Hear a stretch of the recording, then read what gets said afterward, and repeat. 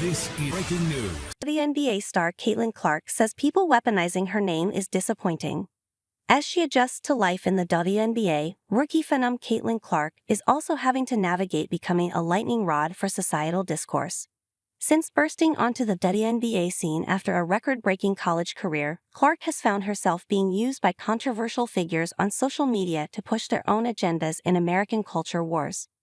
On Thursday, the Indiana Fever guard was asked by a reporter to clarify comments she'd made earlier in the day, when she said she can't control people weaponizing her name in talking about racism and misogyny. "It's disappointing," replied Clark ahead of the Indiana Fever's home game against the Atlanta Dream. "I think everybody in our world deserves the same amount of respect. The women in our league deserve the same amount of respect. So people should not be using my name to push those agendas. It's disappointing. It's not acceptable. This is a league I grew up admiring and wanting to be a part of. Like some of the women of this league were my biggest idols and role models growing up and helped me want to achieve this moment right here I get to play in every single night," added Clark. While she has helped attract thousands more fans to the WNBA this season, discourse around the 22-year-old Clark often focuses on topics away from the court. Her rivalry with fellow star Angel Reese, for example, has triggered discourse about race in the U.S.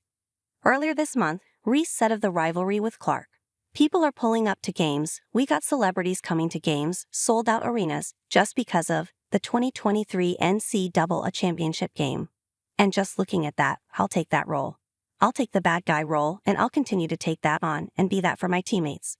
Reese continued, "I'll look back in 20 years and be like, yeah, the reason why we're watching women's basketball is not just because of one person, it's because of me too, and I want you all to realize that." Earlier on Thursday, Clark was asked whether people using her name in the culture wars was something that bothered her.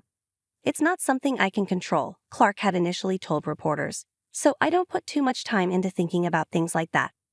The response grew the ire of Connecticut Sun guard Dejanay Carrington, who wrote a social media post Thursday criticizing Clark, adding that silence is a luxury.